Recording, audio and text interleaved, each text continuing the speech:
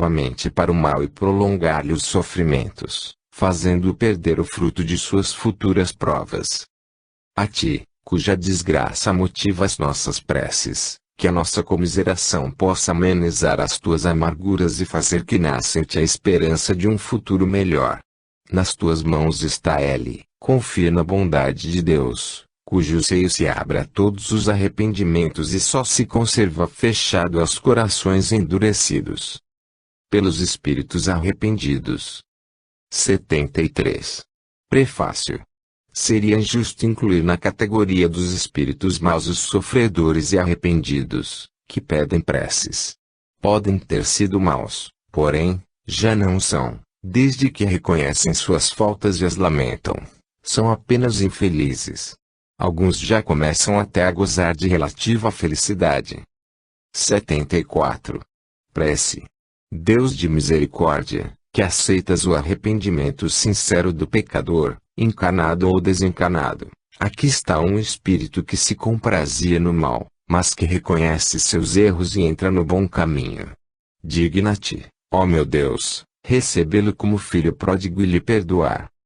Espíritos bons, cuja voz ele desprezou, de agora em diante ele vos deseja ouvir, permiti-lhe que entreveja a felicidade dos eleitos do Senhor, a fim de que persista no desejo de purificar-se para alcançá-la. Amparai-o em suas boas resoluções e dai-lhe forças para resistir aos seus maus instintos. Espírito M, nós te felicitamos pela tua mudança e agradecemos aos espíritos bons do que te ajudaram. Se te comprazias outrora em fazer o mal, é que não compreendias como é doce o prazer de fazer o bem, também te sentias pequeno demais para esperar consegui-lo.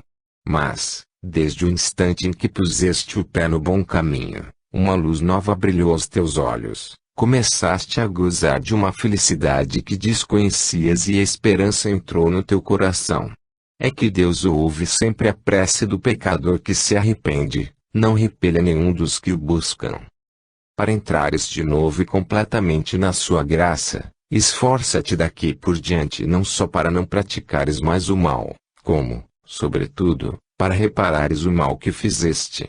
Terás, então, satisfeito a justiça de Deus, cada uma das boas ações que praticares apagará uma das tuas faltas passadas.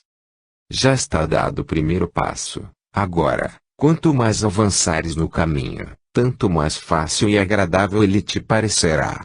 Persevera, pois, e um dia terás a glória de ser contado entre os espíritos bons e os bem-aventurados. Pelos espíritos endurecidos. 75. Prefácio. Os espíritos maus são aqueles que ainda não foram tocados pelo arrependimento, que se comprazem no mal e não sentem nenhum pesar por isso, que são insensíveis às reprimendas, repelem a prece e muitas vezes blasfemam do nome de Deus. São essas almas endurecidas que, após a morte, se vingam nos homens dos sofrimentos que suportam e perseguem com seu ódio aqueles a quem odiaram durante a vida, quer obsidiando-os, quer exercendo sobre eles uma influência funesta qualquer. Capítulo X, item 6, capítulo 12, itens 5 e 6. Entre os espíritos perversos há duas categorias bem distintas, a dos que são francamente maus e a dos hipócritas. Os primeiros são reconduzidos ao bem muito mais facilmente do que os segundos, na maioria das vezes são de naturezas brutas e grosseiras, como se nota entre os homens, pois fazem o mal mais por instinto do que por cálculo e não procuram passar por melhores do que são.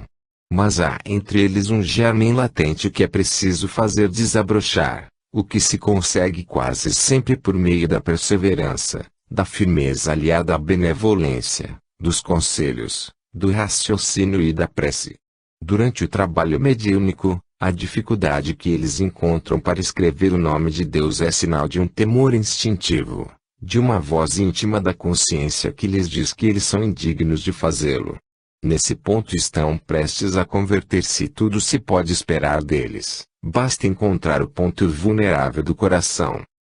Os espíritos hipócritas quase sempre são muito inteligentes, mas não possuem no coração nenhuma fibra sensível, nada os toca, simulam todos os bons sentimentos para captar a confiança e se sentem felizes quando encontram tolos que os aceitam como santos espíritos, pois podem governá-los à vontade. O nome de Deus, longe de lhes inspirar o menor temor, serve-lhes de máscara para cobrirem suas torpezas. No mundo invisível, como no mundo visível, os hipócritas são os seres mais perigosos, porque agem na sombra, sem que ninguém desconfie disso.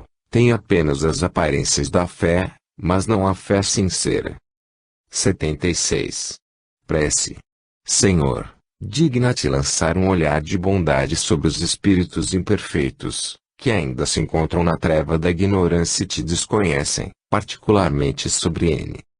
Espíritos bons, ajudai-nos a fazer-lhe compreender que, induzindo os homens ao mal, obsidiando-os e atormentando-os, ele prolonga os seus próprios sofrimentos. Fazer que o exemplo da felicidade de que gozais seja um encorajamento para ele.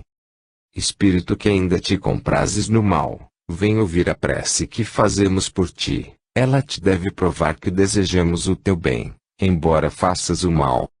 És infeliz, pois não se pode ser feliz fazendo o mal. Por que então continuar penando, quando depende de te evitá-lo? Olha os espíritos bons que te cercam, vê como são felizes e se não seria mais agradável para ti fruir da mesma felicidade. Dirás que isso te é impossível, porém, nada é impossível àquele que quer, pois Deus te deu, como a todas as suas criaturas, a liberdade de escolher entre o bem e o mal, isto é, entre a felicidade e a infelicidade, e ninguém está condenado a praticar o mal. Assim como tens vontade de fazê-lo, também podes ter a de fazer o bem e de ser feliz. Volta para Deus o teu olhar, dirige-lhe por um instante o teu pensamento e um raio da sua divina luz virá iluminar-te. Dize conosco estas simples palavras: meu Deus, eu me arrependo, perdoa-me. Tenta arrepender-te e fazer o bem, em vez de fazer o mal, e verás que logo a sua misericórdia descerá sobre ti, e que um bem-estar que não se pode descrever substituirá as angústias que experimentas. Desde que hajas dado um passo no bom caminho, o resto deste te parecerá fácil de percorrer. Compreenderás então quanto tempo perdeste de felicidade por culpa tua, mas um futuro radioso e pleno de esperança se abrirá diante de ti e te fará esquecer o teu miserável passado, cheio de perturbação e de torturas morais, que seriam para ti o inferno, se houvessem de durar eternamente. Dia virá em que essas torturas serão de tal intensidade que quererás fazê-las cessar a qualquer preço, mas, quanto mais te demorares, tanto mais difícil será isso. Não crês que permanecerás sempre no estado em que te achas, não, pois isso é impossível. Tens duas perspectivas diante de ti, uma, a de sofreres muito mais do que tens sofrido até agora, outra, a de seres feliz como os espíritos bons que te rodeiam. A primeira será inevitável se persistires na tua obstinação, basta um simples esforço da tua vontade para te tirar da má situação em que te encontras. Apressa-te, pois, vista que cada dia de demora um dia perdido para a tua felicidade. Espíritos bons, fazei que estas palavras encontrem acesso nessa alma ainda atrasada, a fim de que ajudem a aproximar-se de Deus. Nós vos pedimos isso em nome de Jesus Cristo, que tinha tão grande poder sobre os espíritos maus. 5. Preces pelos doentes e obsidiados. Pelos doentes. 77. Prefácio. As doenças fazem parte das provas e das vicissitudes da vida terrena. São inerentes à grosseria da nossa natureza material e à inferioridade do mundo que habitamos. As paixões e os excessos de toda a ordem semeiam em nós germens malsãos, às vezes hereditários. Nos mundos mais adiantados, física e moralmente, o organismo humano, mais depurado e menos material, não está sujeito às mesmas enfermidades e o corpo não é minado secretamente pelos efeitos desastrosos das paixões. Capítulo 3, item 9. Temos, assim, de nos resignar às consequências do meio onde nos coloca a nossa inferioridade, até que mereçamos passar a outro.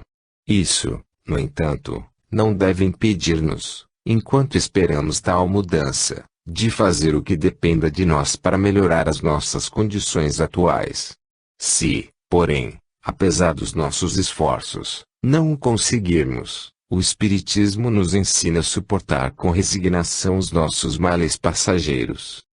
Se Deus não quisesse que, em certos casos, os sofrimentos corpóreos fossem dissipados ou abrandados, não teria posto à nossa disposição recursos de cura.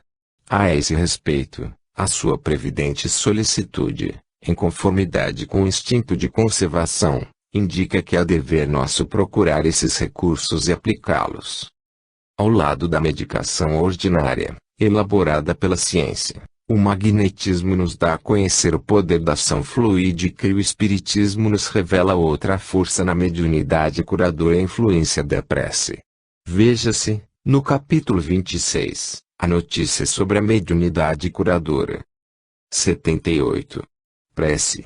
Para ser dita pelo doente: Senhor, és todo justiça, assim, devo merecer a doença que me enviaste, visto que nunca impões sofrimento algum sem causa.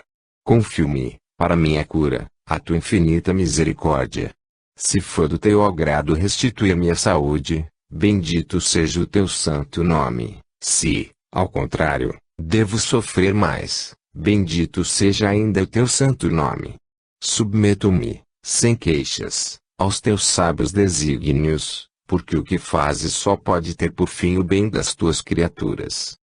Faze, ó meu Deus, que esta enfermidade seja para mim um aviso salutar e me leve a refletir sobre a minha conduta. Aceito-a como uma expiação do passado e como uma prova para minha fé e a minha submissão à tua santa vontade. Veja-se a prece do item 40. 79. Prece. Pelo doente: meu Deus, os teus desígnios são impenetráveis e em tua sabedoria julgaste por bem afligir-me. Pela enfermidade: lança, eu te suplico, um olhar de compaixão sobre os seus sofrimentos e digna-te pôr-lhes um termo. Espíritos bons, ministros do Onipotente, secundai, eu vos peço, o meu desejo de aliviá-lo, dirigi o meu pensamento, a fim de que vá derramar um bálsamo salutar em seu corpo e a consolação em sua alma. Inspirai-lhe a paciência e a submissão à vontade de Deus, dai-lhe a força de suportar suas dores com a resignação cristã, a fim de que não perca o fruto desta prova. Veja-se a prece do item 57. 80. Prece. Para ser dita pelo médium curador: meu Deus, se te dignas servir-te de mim, indigno como sou, poderei curar esta enfermidade, se tal for a tua vontade, porque tenho fé em ti. Mas, sem ti, nada posso. Permite que os espíritos bons me impregnem com seus fluidos salutares, a fim de que eu os transmita a esse doente, e livra-me de toda a ideia de orgulho e de egoísmo que lhe pudesse alterar a pureza. Pelos obsidiados. 81. Prefácio. A obsessão é a ação persistente que um espírito mau exerce sobre um indivíduo. Apresenta características muito diversas, desde a simples influência moral, sem sinais exteriores perceptíveis, até a perturbação completa do organismo e das faculdades mentais. Oblitera todas as faculdades mediúnicas. Na mediunidade escrevente ela se traduz pela obstinação de um espírito em se manifestar, com exclusão de todos os outros. Os espíritos maus pululam em torno da terra, em virtude da inferioridade moral de seus habitantes. Sua ação malfazeja faz parte dos flagelos com que a humanidade se defronta neste mundo. A obsessão, como as enfermidades e todas as tribulações da vida, deve ser considerada como prova ou expiação e aceita como tal. Do mesmo modo que as doenças resultam das imperfeições físicas, que tornam o corpo acessível às influências perniciosas exteriores, a obsessão é sempre o resultado de uma imperfeição moral, que dá acesso a um espírito mau. A causas físicas se opõem forças físicas, a uma causa moral, tem-se de opor uma força moral. Para preservá-lo das enfermidades, fortifica-se o corpo, para livrá-lo da obsessão, é preciso fortificar a alma. Daí a necessidade de o obsidiado trabalhar pela sua própria melhoria, o que basta na maioria das vezes para o livrar do obsessor, sem recorrer a terceiros. O auxílio destes se torna indispensável quando a obsessão degenera em subjugação e em possessão, porque, então, o paciente muitas vezes pede a vontade e o livre-arbítrio. A obsessão exprime quase sempre a vingança exercida por um espírito e que com frequência tem sua origem nas relações que o obsidiado manteve com ele em precedente existência. Veja-se capítulo X, item 6, capítulo 12, itens 5 e 6. Nos casos de obsessão grave, o obsidiado se acha como que envolvido e impregnado por um fluido pernicioso, que neutraliza a ação dos fluidos salutares e os repele. É desse fluido que importa desembaraçá-lo. Ora, um fluido mau não pode ser eliminado por outro fluido mau. Mediante ação idêntica do médium curador nos casos de enfermidade, é preciso que se expulse o fluido mau com auxílio de um fluido melhor, que produz, de certo modo, o efeito de um reativo. Esta é ação mecânica, mas que não basta, é preciso, acima de tudo, que se atue sobre o ser inteligente, ao qual se possa falar com autoridade, que só existe onde há superioridade moral. Quanto maior for esta, tanto maior será a autoridade. Ainda não é tudo. Para garantir-se a libertação, é preciso induzir o espírito perverso a renunciar aos seus maus desígnios, fazer que nele despontem o arrependimento e o desejo do bem, por meio de instruções habilmente ministradas, em evocações particulares, tendo em vista sua educação moral. Só então se pode ter a dupla satisfação de libertar um encarnado e de converter um espírito imperfeito. A tarefa se apresenta mais fácil quando o obsidiado, compreendendo a sua situação, presta o concurso da sua vontade da prece. O mesmo não se dá quando, seduzido pelo espírito embusteiro, ele se ilude sobre as qualidades daquele que o domina e se compraz no erro em que este último lança, visto que, então, longe de auxiliar, repele toda assistência. É o caso da fascinação, infinitamente mais rebelde do que a mais violenta subjugação. O Livro dos Médiuns, segunda parte, capítulo 23. Em todos os casos de obsessão, a prece é o mais poderoso auxiliar que se tem para agir contra o espírito obsessor. 82. Prece. Para ser dita pelo obsidiado, meu Deus, permite que os espíritos bons me livrem do espírito malfazejo que se ligou a mim. Se é uma vingança pelos males que lhe fiz no passado, tu a consentes, meu Deus, para minha punição e eu sofro a consequência da minha falta. Que o meu arrependimento me possa conquistar o teu perdão e a minha liberdade.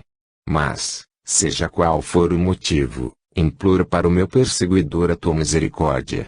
Digna-te facilitar para ele o caminho do progresso, que o desviará do pensamento de praticar o mal.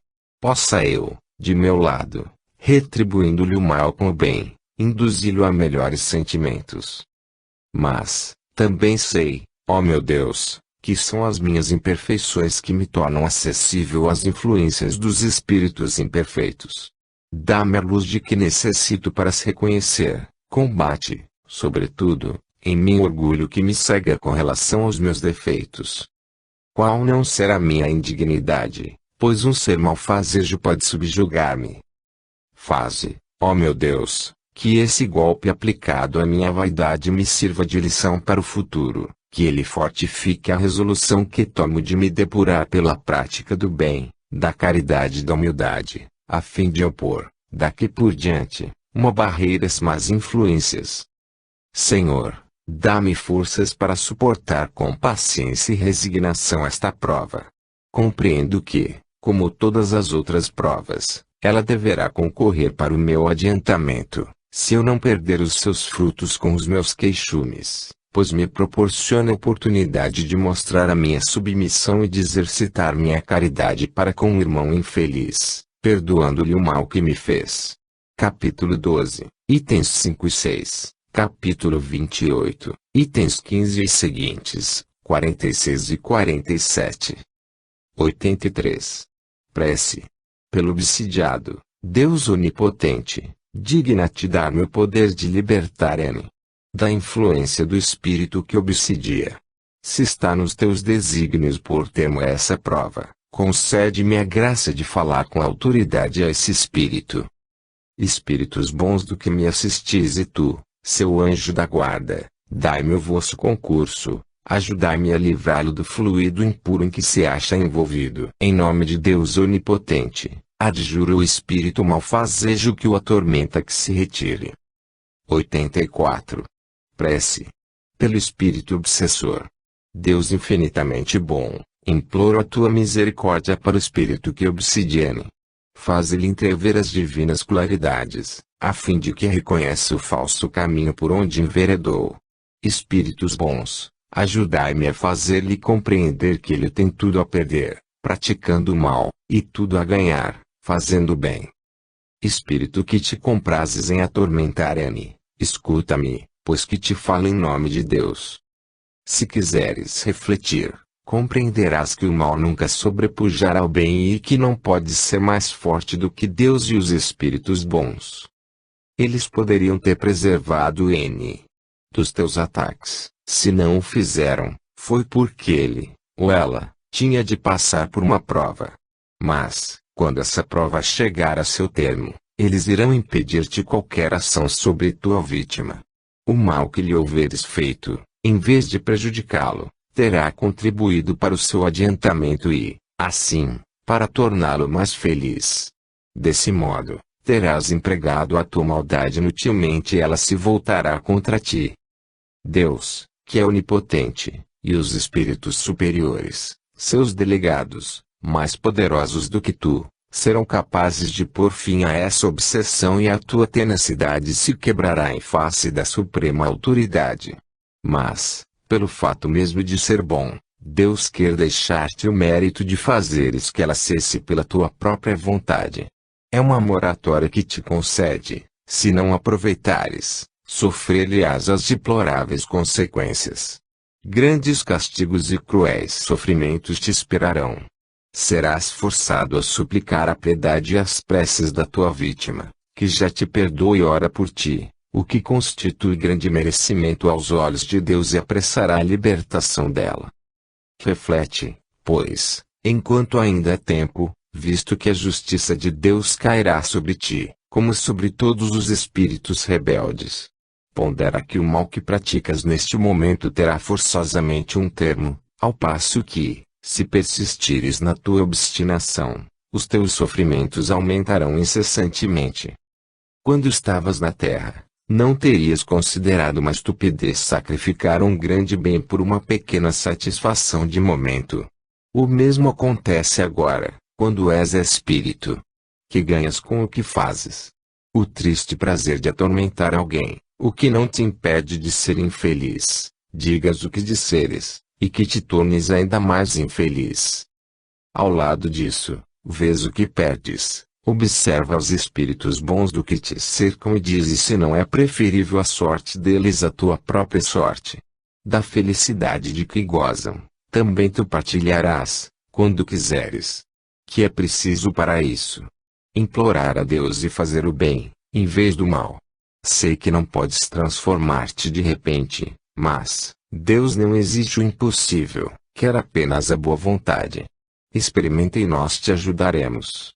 Faze que em breve possamos dizer em teu favor a prece pelos espíritos arrependidos, item 73, e não mais te classificar entre os espíritos maus, enquanto esperamos poder contar-te entre os bons.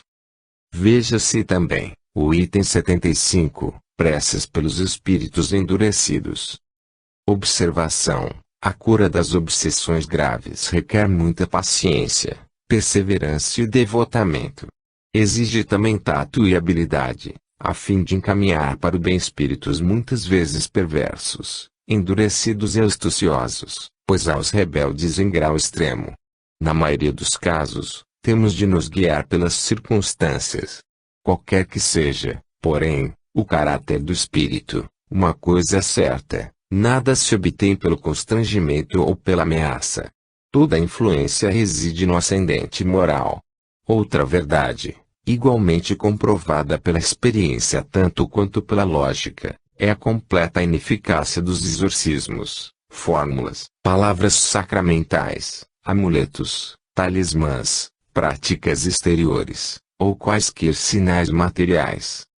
A obsessão muito prolongada pode ocasionar desordens patológicas e reclama, por vezes, tratamento simultâneo ou consecutivo, quer magnético, quer médico, para restabelecer a saúde do organismo. Destruída a causa, resta combater os efeitos. Veja-se o Livro dos Médiuns, segunda parte, capítulo 23, Obsessão, Revista Espírita, fevereiro e março de 1864, abril de 1865, exemplos de curas e obsessões. Nota final. Hoje creem e sua fé é inabalável, porque é assentada na evidência e na demonstração, e porque satisfaz a razão. Tal é a fé dos espíritas, e a prova de sua força é que se esforçam por se tornarem melhores, domarem suas inclinações más e porem em prática as máximas do Cristo, olhando todos os homens como irmãos, sem acepção de raças, de castas, nem de seitas, perdoando aos seus inimigos, retribuindo o mal com o bem, a exemplo do divino modelo. Kardec, Alain. Revista Espírita de 1868. 1. Ed. Rio de Janeiro, Feb. 2005. Página 28, janeiro de 1868. A investigação rigorosamente racional e científica de fatos que revelavam a comunicação dos homens com os espíritos, realizada por Allan Kardec, resultou na estruturação da doutrina espírita, sistematizada sob os aspectos científico, filosófico e religioso. A partir de 1854 até seu falecimento, em 1869, seu trabalho foi constituído de 5 obras básicas: o Livro dos Espíritos, 1857, o Livro dos Médiuns, 1861, o Evangelho segundo o Espiritismo, 1864, o Céu e o Inferno, 1865, a Gênese, 1868, além da obra O que é o Espiritismo, 1859, de uma série de opúsculos e 136 edições da Revista Espírita, de janeiro de 1858 a abril de 1869. Após sua morte, foi editado o livro Obras Póstumas, 1890. O estudo meticuloso e isento dessas obras permite-nos extrair conclusões básicas. Todos os seres humanos são espíritos imortais criados por Deus em igualdade de condições, sujeitos às mesmas leis naturais de progresso que levam todos, gradativamente, à perfeição. O progresso ocorre através de sucessivas experiências, e inúmeras reencarnações, vivenciando necessariamente todos os segmentos sociais, única forma de o espírito acumular o aprendizado necessário ao seu desenvolvimento. No período entre as reencarnações o espírito permanece no mundo espiritual, podendo comunicar-se com os homens. O progresso obedece às leis morais ensinadas e vivenciadas por Jesus, nosso guia e modelo, referência para todos os homens que desejam desenvolver-se de forma consciente e voluntária.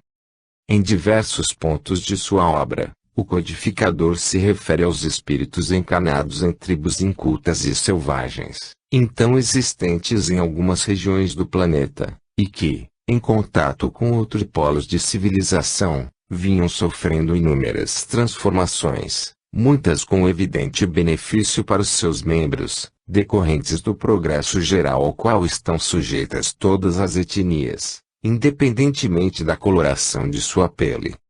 Na época de Allan Kardec, as ideias frenológicas de Gall, e as da fisiognomonia de Lavater, eram aceitas por eminentes homens de ciência, assim como provocou enorme agitação nos meios de comunicação e junto à intelectualidade e à população em geral, a publicação, Em 1859, 2 anos depois do lançamento de O Livro dos Espíritos, do livro sobre a evolução das espécies, de Charles Darwin, com as naturais incorreções e incompreensões que toda ciência nova apresenta.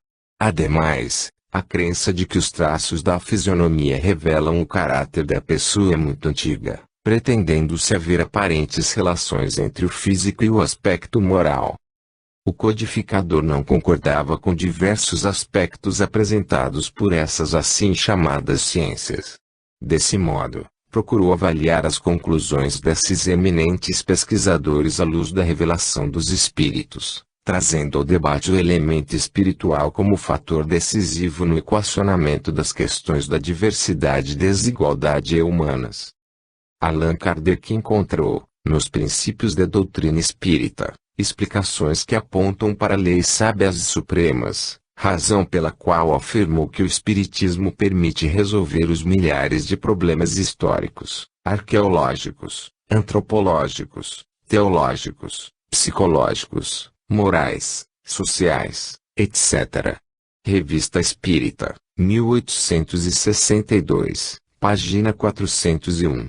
De fato, as leis universais do amor, da caridade, da imortalidade da alma, da reencarnação, da evolução constituem novos parâmetros para a compreensão do desenvolvimento dos grupos humanos, nas diversas regiões do orbe.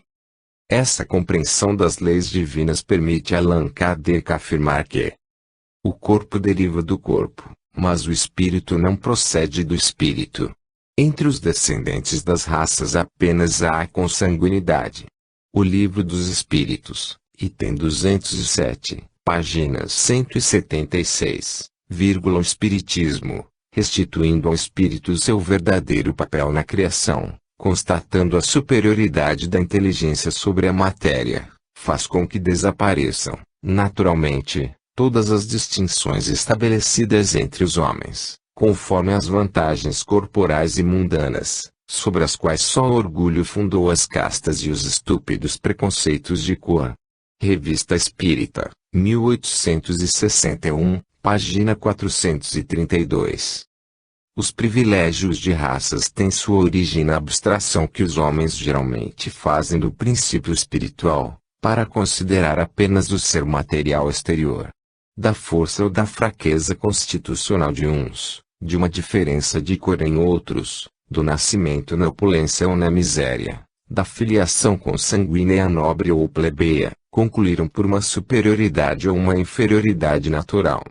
Foi sobre este dado que estabeleceram suas leis sociais e os privilégios de raças.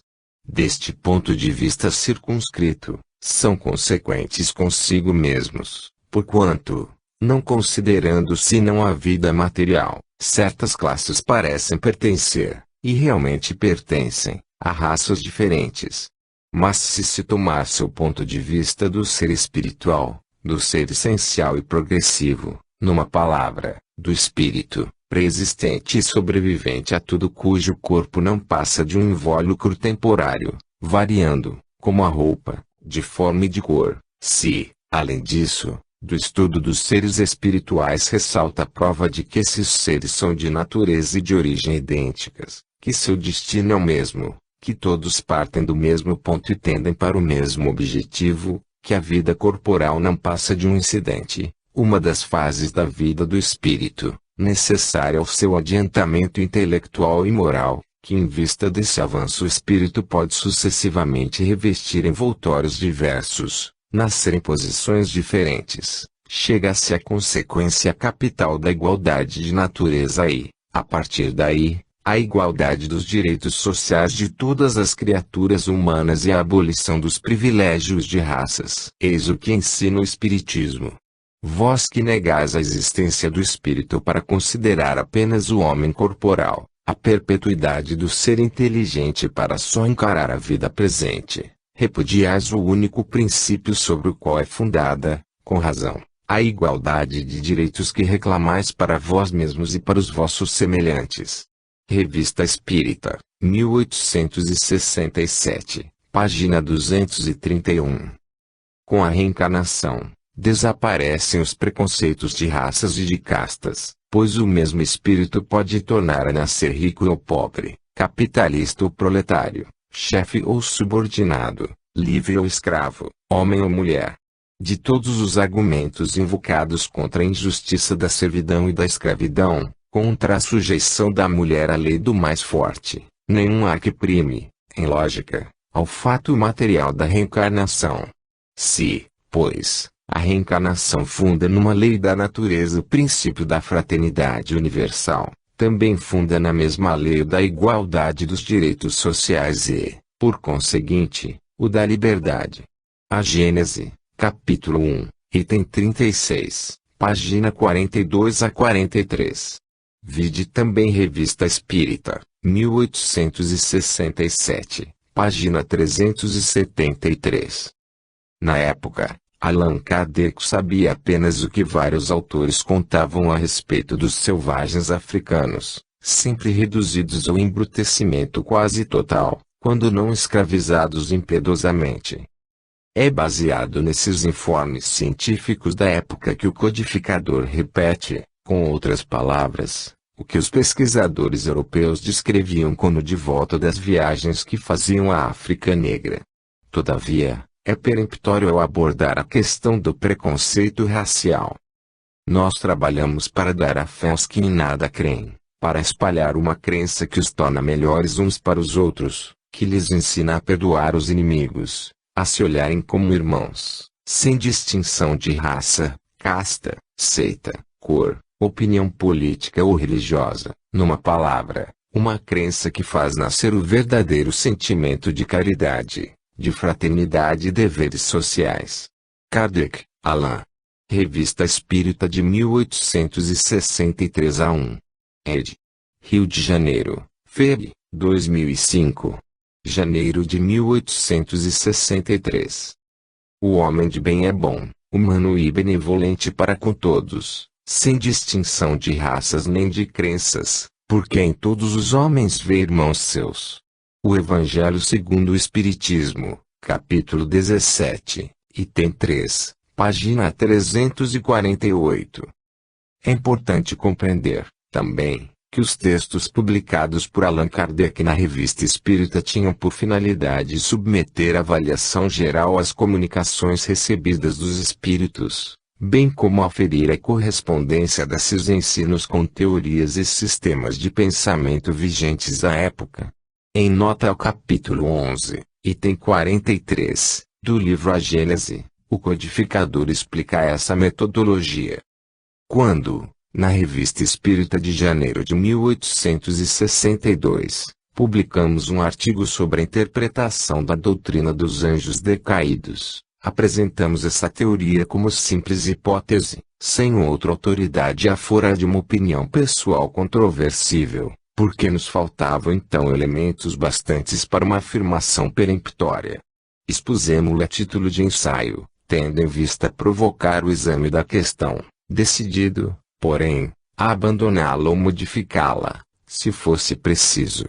Presentemente, essa teoria já passou pela prova do controle universal. Não só foi bem aceita pela maioria dos espíritas, como a mais racional e a mais concorde com a soberana justiça de Deus, mas também foi confirmada pela generalidade das instruções que os espíritos deram sobre o assunto. O mesmo se verificou com o que concerne à origem da raça adâmica. A Gênese, capítulo 11, item 43, nota, página 292. Por fim, urge reconhecer que o escopo principal da doutrina espírita reside no aperfeiçoamento moral do ser humano, motivo pelo qual as indagações e perquisições científicas ou filosóficas ocupam posição secundária, conquanto importantes, haja vista ao seu caráter provisório decorrente do progresso e do aperfeiçoamento geral. Nesse sentido, é justa a advertência do codificador. É verdade que estas e outras questões se afastam do ponto de vista moral, que é a meta essencial do Espiritismo. Eis porque seria um equívoco fazê-las objeto de preocupações constantes. Sabemos, aliás, no que respeita ao princípio das coisas, que os espíritos, Por não saberem tudo, só dizem o que sabem ou que pensam saber. Mas como há pessoas que poderiam tirar da divergência desses sistemas uma indução contra a unidade do espiritismo, precisamente porque são formulados pelos espíritos, é útil poder comparar as razões pró e contra, no interesse da própria doutrina, e apoiar no assentimento da maioria o julgamento que se pode fazer do valor de certas comunicações. Revista Espírita, 1862, página 38.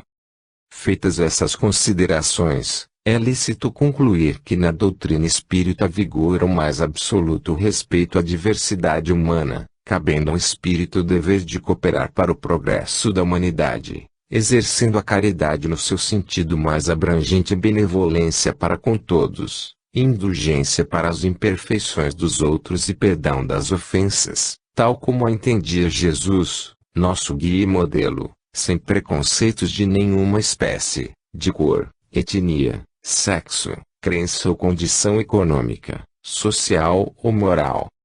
Fim.